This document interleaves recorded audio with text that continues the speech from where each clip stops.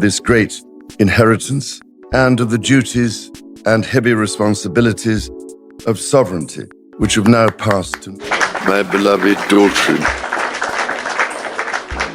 Britain expected a routine royal announcement. Instead, King Charles delivered a declaration that instantly altered the emotional future of the monarchy. With Catherine and William standing only feet away, the king confirmed that she would become Britain's future queen and formally placed her at the heart of the crown's next chapter. The words lasted only moments. Their impact shook the palace, electrified the public, and left one royal figure visibly struggling to remain composed. Before we go deeper into what this really means for the royal family, make sure to subscribe so you don't miss a single update. Charles knew everyone inside Buckingham Palace had expected something safer. Senior relatives and household officials had gathered for what aides described as a routine adjustment to future duties. Buckingham Palace is the monarch's official London residence, where major announcements carry the authority of the crown. Yet the prepared language suddenly moved beyond schedules. The monarch publicly confirmed that Catherine would stand beside William when he became king, and would immediately receive an expanded role in preparing for their reign. Catherine did not move as the meaning reached her. Her fingers tightened around the program, while the future king turned slightly and offered one restrained nod. William knew that touching her might expose the fear beneath their composure. Pride filled him, but so did concern, because this promise placed national expectation upon their marriage, their children, and every private decision they would make afterward. Charles paused before the final sentence and looked directly toward his daughter-in-law. He declared that the crown's future would depend not only upon succession, but upon character, service, and the trust of the people. Succession means the legal order determining who inherits the throne. Yet his words made clear that birth alone was not enough. Catherine had become the emotional anchor of the next reign, and everyone present understood that judgment. Camilla remained silent when the room reacted. The queen consort lowered her eyes for 1 second, but a nearby courtier saw the change. She had not been warned that the speech would describe another woman as the carrier of the monarchy's future. The version circulated to aides the previous evening contained no such sentence. Charles had altered it himself, turning a careful briefing into a declaration of trust that shifted the household's hidden balance. The applause eventually faded, but the tension did not. Catherine had been elevated, William had been challenged, and Camilla had heard the future announced while still serving in the present. But before the palace could measure the consequences of Charles's words, every person in that room had to confront what Catherine's rise now meant for them personally. The announcement belonged to Catherine, but the emotional consequences belonged to 4 people. Charles had placed his legacy in her hands. William had watched his wife inherit a burden he understood too well. Camilla had heard the future described without her at its center. And Catherine, praised before the nation, was left confronting a terrifying truth. Becoming queen would demand far more than dignity. It would require sacrifice from everyone she loved. Catherine left the gathering without allowing her expression to break. Years earlier, she had entered royal life as a private university student with no official power and no promise that the institution would ever fully trust her. She had earned that trust slowly, through patience, discipline, and a refusal to chase attention. Now the same restraint that had protected her was being used to justify placing an entire future reign upon her shoulders. William followed her into a private sitting room and closed the door behind them. The prince had spent his whole life knowing that the crown could consume privacy, reshape marriages, and turn family choices into national debate. A future reign meant the period when he would become king, and Catherine would serve beside him as queen. He understood its cost before she even spoke. Catherine removed her gloves, placed them carefully on a table, and released the breath she had been holding. "Did you know he was going to say it like that?" she asked. William hesitated. That pause told her almost as much as his answer. No, he had not known, but he had sensed that Charles was preparing something larger than a simple tribute. Catherine felt honored by the king's faith, yet fear moved beneath that gratitude. The announcement would accelerate expectations around her health, workload, motherhood, and readiness to carry a role that allowed almost no visible weakness. William reminded her that she had never sought authority. She answered that this was exactly why the burden felt so heavy. She could not simply step away without disappointing the people who now saw her as the monarchy's future. Charles felt the same contradiction in another room. The monarch had strengthened the crown by naming its next chapter clearly, but he had also admitted that his own reign was a bridge toward his son and daughter-in-law. He read the final speech again, then folded it slowly, relieved by the decision and saddened by what it acknowledged. Camilla noticed the shift immediately. Staff members redirected questions toward Catherine, adjusted schedules around her, and began treating the future queen as a new center of gravity. The queen consort knew protocol had not removed her position, but protocol could not hide where the emotional spotlight had moved. William then disclosed what Charles had kept from Catherine. A confidential assessment had already been commissioned to examine her future constitutional, charitable, and diplomatic responsibilities.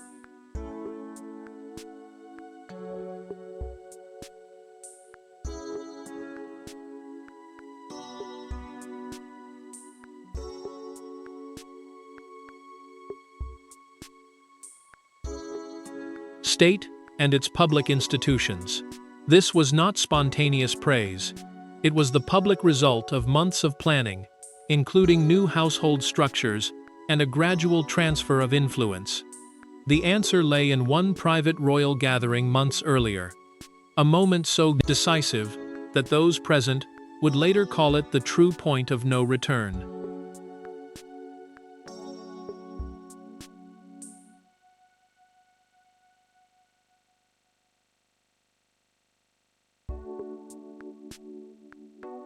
The monarchy faced a private test that never reached the public. It unfolded during a strained family gathering at Windsor, when a sudden disagreement exposed competing visions for the crown's future. Charles entered that evening, determined to preserve balance. He left convinced that balance was no longer enough. One conversation, one unexpected intervention, and one act of quiet courage placed Catherine on an irreversible path toward the throne. Charles had called the Windsor gathering because pressure was building behind palace doors. The royal family had fewer working members, public trust could no longer be taken for granted, and every absence created questions about who was truly prepared to carry the institution forward. A working royal is a family member who performs official duties on behalf of the crown. The king knew the next generation had to become more visible, yet he had resisted elevating Catherine too quickly. He wanted to protect her from crushing expectations and avoid making his own reign appear like a waiting room for Williams. The dinner changed everything. Advisors informed the family that a major national engagement would have to be cancelled after two senior royals refused to take responsibility for it. The event was intended to honor families affected by a national tragedy, making a royal absence more than a scheduling problem. It would suggest that the monarchy expected loyalty from the public while retreating when its presence mattered most. Catherine broke the silence. She calmly offered to lead the engagement, even though her private secretary had already advised her to protect her schedule. Charles studied her carefully before asking why she would accept another burden. She answered that the institution could not ask people to believe in service while appearing absent whenever service became uncomfortable. Her words were measured, but the challenge inside them was unmistakable. William objected immediately. The prince's voice tightened as he reminded the room that his wife was a person before she was a symbol. He feared that her instinct to help would become an excuse for the palace to demand more than she could safely give. Catherine felt wounded by the suggestion that her commitment had become recklessness, yet she understood the fear beneath his anger. He was not questioning her strength, he was trying to protect it. Charles watched them confront the problem without abandoning each other. Catherine defended duty, but she also promised William she would not sacrifice her health or their children to prove herself. In that balance, the monarch recognized the discipline the crown needed most: courage without ambition, service without self-destruction. William remained behind after the dinner. According to the documented account prepared by the king's private secretary, Charles told his son that Catherine had already begun behaving like a queen, not because she demanded authority, but because she accepted responsibility before anyone offered applause. The future king said nothing for several seconds, then admitted that this was exactly what frightened him. Months of secret preparation followed, until one private confrontation forced Charles and Camilla to speak openly about the future neither of them could avoid. The most painful battle over Catherine's future did not occur before courtiers or constitutional advisors. It happened behind a closed door between Charles and Camilla, two people who had survived decades of public judgment together. She did not challenge Catherine's worth. She challenged the timing, the symbolism, and the emotional cost. For the first time, Charles was forced to choose between protecting the harmony of his present household and securing the authority of the monarchy's future queen. Camilla entered the private study, carrying the draft announcement, and placed it flat on the desk. She pointed to the sentence describing Catherine as the woman who would carry the crown's future, then asked whether Charles understood how brutally those words would be interpreted. A draft announcement is the working version of a formal statement before it is approved for release. This one did more than acknowledge succession. It gave the younger woman immediate symbolic authority while the current queen was still serving beside the king. Charles understood the danger. Softening the language might preserve peace inside his marriage and prevent the household from appearing divided. Keeping it would show complete confidence in William and Catherine's future reign. The monarch had spent months trying to protect both generations, but that balance was beginning to weaken the preparation he believed the institution urgently needed. Camilla remained standing. She admitted that hearing the monarchy's next era celebrated so openly made her feel as though years of loyalty were being reduced to a footnote before her work had even ended. The queen consort had endured public rejection, relentless comparison, and the long struggle to be accepted beside him. She did not ask him to deny Catherine's destiny. She asked why the future had to be announced in language that made the present sound already finished. Charles removed his glasses and set them down firmly. Gratitude for the past cannot become fear of the future, he told her. His voice stayed controlled, but the gesture made clear that this was not merely an official judgment. It was the decision of a husband, a father, and a sovereign forced to accept that protecting one person could no longer mean postponing everyone else. Camilla asked whether Catherine had requested the elevation. The king answered immediately that she had not. He said her lack of ambition was exactly why he trusted her with greater influence. According to a written record prepared after the private exchange, he also disclosed that several advisors had urged delay. He rejected them because uncertainty was already weakening succession planning. The organized preparation for the next monarch and household. The meaning struck Camilla at once. This was not only about an eventual title. The declaration would begin shifting duties, staff, briefings, and direct access toward William's household. Now understanding that the announcement was the visible edge of a much larger transfer, Charles refused to remove it. Camilla did not forgive the wording, but she stopped arguing against the future it represented. The argument ends when Charles closes the folder, yet beyond that door, an even larger machinery of power is already moving in Catherine's direction. Crowns do not change hands only on accession days. Power begins moving long before the nation sees it. It moves through diaries, briefings, staff appointments, private audiences, and the right to speak when others remain silent. Charles's announcement gave Catherine no new crown that afternoon, yet inside the palace it activated something nearly as consequential, a deliberate transfer of preparation, influence, and trust toward the woman expected to stand beside the next king. Charles still held sovereign authority, the legal power exercised by the reigning monarch, and nothing in the announcement weakened that position. Yet the king could shape what followed by assigning duties, strengthening William and Catherine's household, and bringing them deeper into long-range planning. That mattered because a future queen could not rely on popularity alone. She would need to understand state occasions, Commonwealth relationships, charitable patronages, diplomatic receptions, national grief, and the emotional discipline required when private pain collided with public duty. Catherine entered the briefing room, expecting a routine discussion of upcoming engagements. Instead, she found a thick preparation file waiting at her seat, divided into subjects stretching years beyond the current calendar. A state occasion is an official national ceremony involving the monarch, government, or foreign representatives. The pages covered remembrance services, overseas visits, emergency representation, family coordination, and the delicate responsibility of speaking for the crown when Charles could not be present. Catherine opened the file, read several headings, then quietly closed it. Senior officials had begun addressing her as though the transition had already started, and the change unsettled her. She reminded them that Charles and Camilla remained the reigning king and queen, and that preparation must never become an attempt to erase their service. The officials fell silent, but the future monarch's wife understood that silence itself now carried weight. William admired her restraint when they spoke privately afterward. The prince also warned that refusing power too visibly could allow courtiers to decide how that power would be used without her. He urged Catherine to accept the training while protecting the qualities that had made people trust her. She listened, but admitted that every new responsibility seemed to move her further from the ordinary family life she still fought to preserve. The file contained more than ceremonial lessons.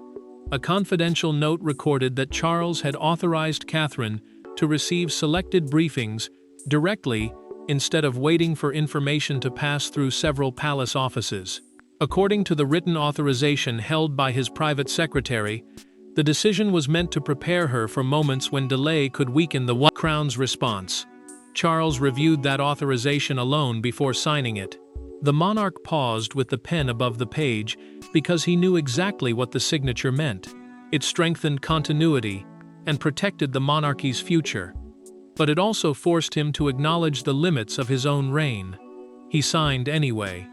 The transfer may have begun quietly on paper, but its first public consequences arrive with enough force to make silence inside the palace impossible. By the following morning, nothing official had changed, and yet everything felt different. Staff members adjusted their language. Invitations were reconsidered. Briefing routes shifted. Catherine's name appeared in conversations, once reserved for the distant future. The palace had heard Charles's message clearly. Preparation was no longer theoretical. But as the new reality settled over the household, admiration turned into anxiety, and one private reaction revealed the human cost of royal succession. Charles moved quickly. Upcoming engagements were restructured, so Catherine could accompany him at selected events intended to deepen her experience in national leadership and constitutional symbolism. Constitutional symbolism means the way royal appearances represent stability, continuity, and the authority of the state without direct political power. These changes mattered because influence inside the monarchy was measured not only by title, but through access, visibility, patronages, and closeness to the sovereign. Camilla received the revised engagement schedule during breakfast. Her attention stopped at a major diplomatic reception she had expected to host alone. Catherine's name now appeared beside hers. The queen consort placed the page down, left her tea untouched, and asked every member of staff to clear the room. She felt displaced, but the deeper wound came from knowing she was expected to hide that pain so the transfer could appear graceful. Catherine learned of the change soon afterward and immediately understood how it might be received. She worried that accepting the reception would publicly humiliate Camilla and make their private tension look like open competition. The future queen asked Charles to reconsider, but the king refused. He told her that avoiding discomfort now would make the eventual transition more damaging because uncertainty allowed rival camps to form around silence. William reacted with less restraint. The prince confronted his father during a private meeting and warned that Catherine was being placed between royal strategy and Camilla's emotions. He said preparation could not become a series of loyalty tests in which his wife had to prove devotion by accepting every painful assignment. Charles listened, but he would not withdraw the decision. Charles then explained the calculation recorded in his confidential meeting notes. He had deliberately chosen a shared reception because the public needed to see continuity between the reigning queen and the woman who would follow her, not two competing courts divided by fear. A royal court means the household, advisors, and public structure surrounding a monarch or senior royal figure. The king believed one difficult appearance could prevent years of damaging rivalry. Catherine soon discovered the schedule was only the beginning. A revised internal order had been prepared, naming who would represent the crown during emergencies, placing her closer to the center than several established family members expected. The change gave her influence, but it also made every private relationship more fragile. Catherine refused to let officials carry messages between two wounded women. She requested a private conversation with Camilla, alone, without Charles, William, or advisors.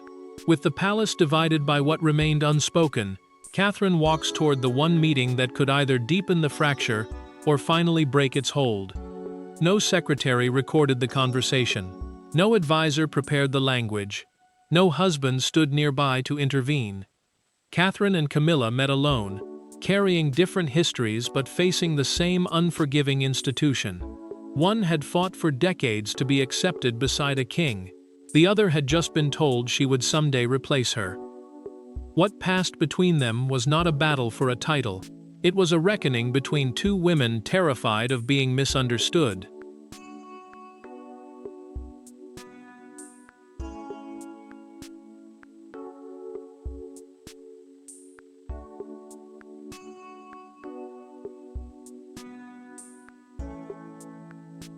Revised schedules and public assumptions create a rivalry neither woman had chosen. Camilla agreed reluctantly, knowing that avoidance would allow resentment to harden into a permanent fracture. The crown was more than a symbol of monarchy. It represented the duties, pressures, and public expectations carried by those serving the sovereign. Both women understood that private silence could eventually become a national story neither could control. Catherine entered the small sitting room without papers or aides. Camilla remained seated at first, her expression controlled, while several heavy seconds passed between them. Then the future queen spoke. "I did not ask him to announce my future, as though your present had already ended." She did not soften the sentence, because softness would have sounded like pity, and pity was the last thing either woman needed. Camilla looked directly at her and admitted that she believed her. The queen consort also confessed that belief did not erase the sting of hearing the country celebrate the woman who would one day occupy her place. She had spent years surviving judgment to stand beside Charles, and now she feared becoming invisible before her service was complete. Catherine listened without interrupting, allowing the pain to exist without defending herself against it.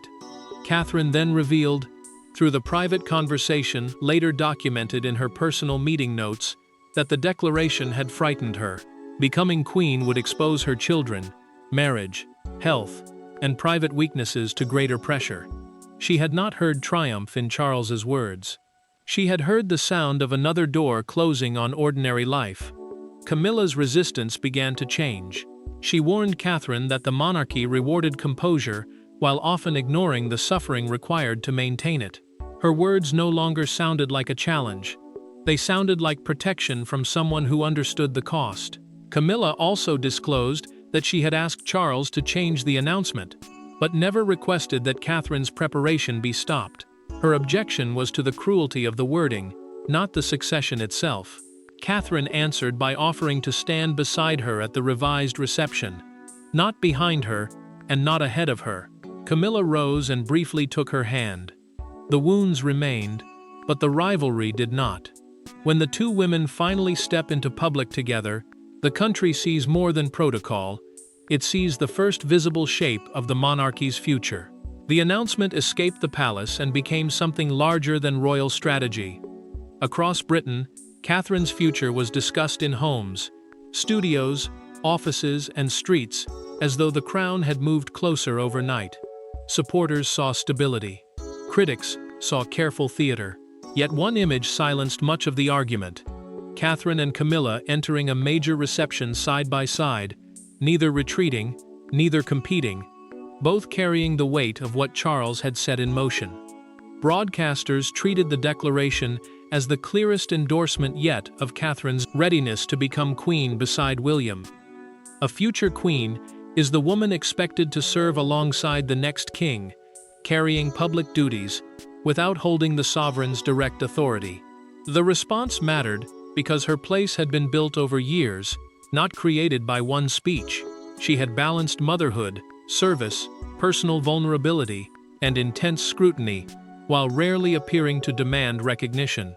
To many people, consistency had become her strongest claim to trust.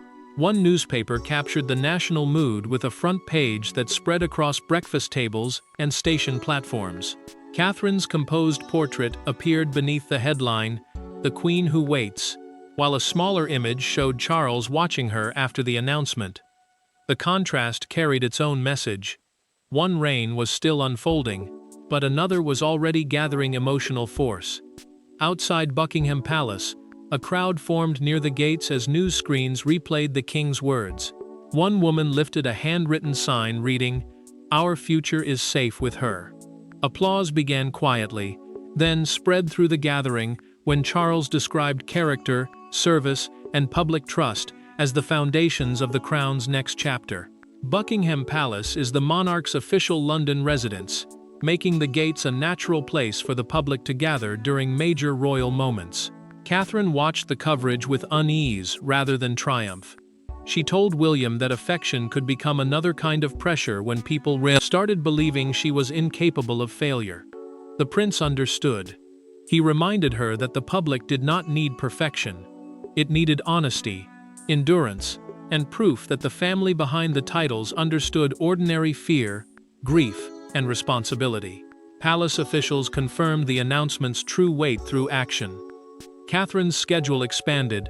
Future engagements presented her as an active partner in long-term continuity, and briefings began arriving with greater urgency. Long-term continuity means the careful preparation that allows the monarchy to pass from one reign to the next, without instability.